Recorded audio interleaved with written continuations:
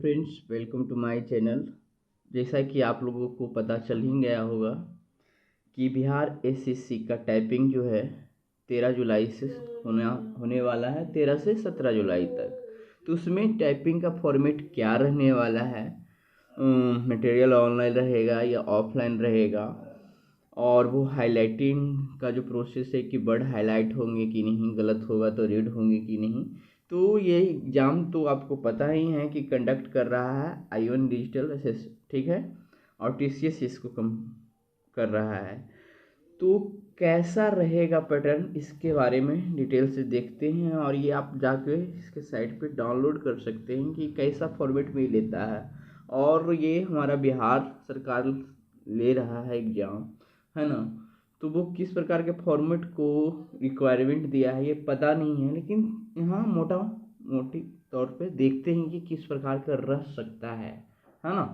और उसके अनुसार आप अभी 4-5 दिन है, कोशिश कर सकते हैं। नया स्टूडेंट पहले से जो कर रहे हैं तो उनका तो स्पीड बहुत बेहतर होगा, तो वो मेंटेन कर सकते चाहे जिस भी फॉर्मेट में आए, है ना।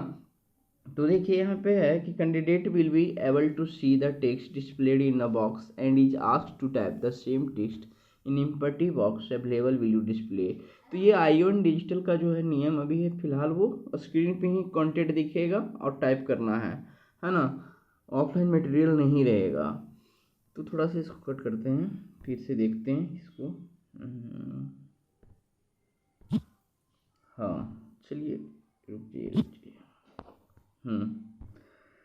तो इसको पढ़ते हैं, ठीक है ना। हाईलाइट करने में ढक जा रहा है। Same text in empty box available below the display text, the word in the display text that is being typed is highlighted in yellow shade.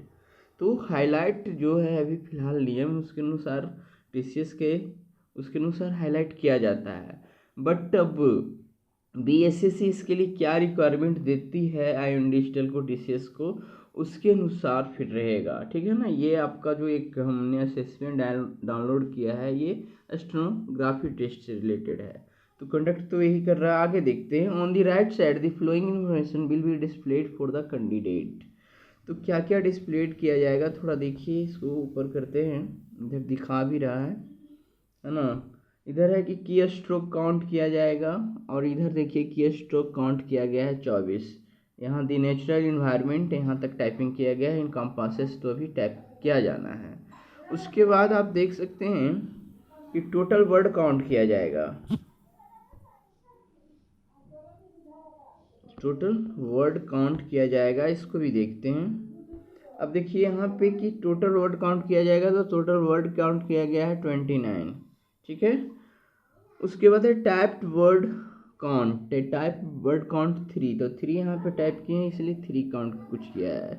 Pending word count, तो पेंडिंग अभी इतना सारा वर्ड है वो 26 बचा हुआ है। तो इस प्रकार से यहाँ दिखते रहेगा, ठीक है ना। लेकिन आपको इधर दिखना नहीं है, बस टाइप पे ध्यान देना ना, टाइम पे ही। मेरा ये मानना है, क्योंकि टाइम देखिएगा तो फिर वो स्पीड घटाता है। तो बस घर में जैसे प्रैक्टिस करते विदाउट टाइम देखे आपको टाइप करते जाना है, तभी स्पीड बना रहता है। नहीं तो टाइम देखिएगा आप, तो आपकी स्पीड स्वाभाविक रूप से घटेगा। और इधर देखते हैं नीचे कुछ क्या पॉइंट है, बहुत सारा नियम है, उसको जान लेना थोड़ा सा ज़रूरी है, क्योंकि वैसा कुछ नियम तो वहाँ पे दिया नहीं है, लेकिन जो कंडक्ट कर रहा है उसका कुछ व्यू ले लेना चाहिए। कर when the candidate complete typing the text, candidate can submit the section exam and the tabbed text will be auto saved. Submit कीजिए, फिर ऑटो वो सेव्ड हो ही जाएगा। And the exam moves to the next section, ठीक है। Completion of exam, अच्छा, completion of exam. Typing test can be conducted for any duration based on the past experience. The duration is found to be vary between 5 minute to 30 minutes.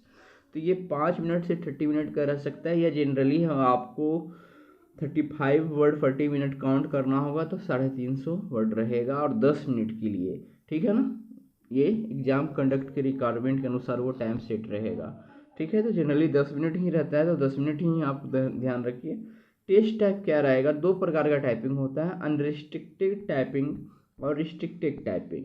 ये है क्या, candidate will be allowed to proceed with the typing test even if content is typed incorrectly. The the incorrect text will be highlighted in red.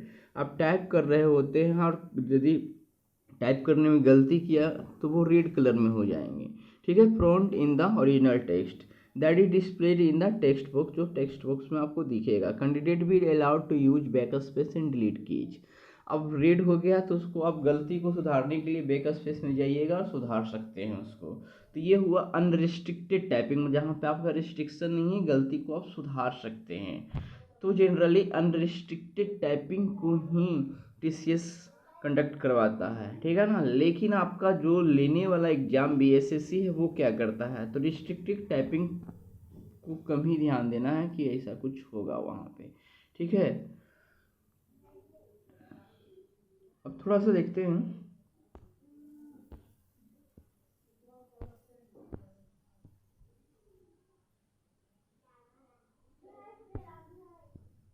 तो चलिए उधर कुछ हमको लगा कि वो कमेंट था, इसको छोड़िए, आइए देखते हैं जनरल रिकमेंडेशन।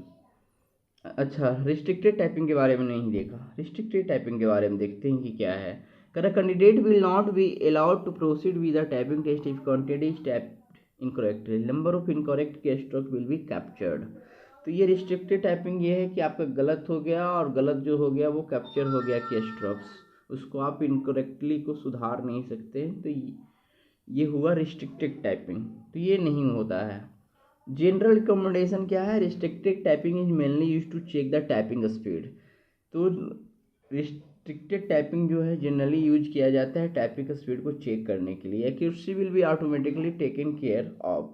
और रिस्ट्रिक्टेड टाइपिंग में क्या होता है कि आप इस मोड में यदि प्रैक्टिस करते हैं तो कह रहा है क्या कि accuracy will be automatically taking care of. यहाँ पे स्वाभाविक रूप से जो है आपका एक्यूरेसी को आप क्या करते हैं, ध्यान में रखते हैं।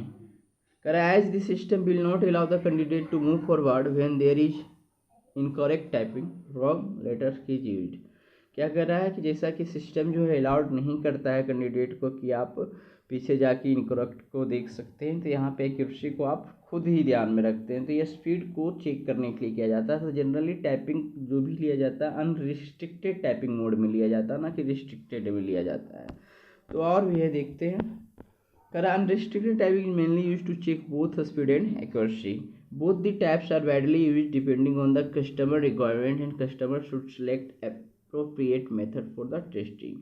ऊपर का जो भी रिक्वायरमेंट है वो दोनों व्यापक रूप से यूज किया जाता है। डिपेंड इस पे करता है कि कस्टमर का रिक्वायरमेंट क्या है, वो किस प्रकार के रिक्वायरमेंट को यूज करना चाहते हैं। TCS would recommend unrestricted typing. TCS जो एग्जाम कंडक्ट कराता है वो अनरिस्ट्रिक्टेड टाइपिंग को रिकमेंड करवाता है जनरली। आप इस वेबसाइट पर जाके इस असेसमेंट को डाउनलोड भी कर सकते हैं। लैंग्वेज सपोर्ट है तो इंग्लिश और हिंदी है, तो इस प्रकार का कुछ है आपका, ठीक है ना। तो जनरली सुनने में आ रहा है, वास्तविकता क्या है, क्योंकि कोई कुछ कह रहा है कोई कुछ कह रहा है, तो आप अपना टाइपिंग दोनों पे रखें। हाईलाइटेड तो इजी है क्योंकि उसका प्रैक्टिस लगभग लोग करते रहते हैं, थोड़ा सा आप प्रैक्टिस उस पर भी कर ले। उस प्रकार का आप सॉफ्टवेयर ढूंढें जो हाईलाइट नहीं करता है। मैं कल से ढूंढ रहा हूँ, ज़्यादातर जो भी मिला सब हाईलाइट करता ही है, बिना हाईलाइट करने वाला मिल ही नहीं रहा मुझे, ठीक है ना। तो अब अपना चलिए 4-5 दिन है, टाइपिंग को कीजिए और एग्ज़ाम दीजिए जाकर। तो आज की वीडियो में हमारा यही खबर था, धन्यवाद।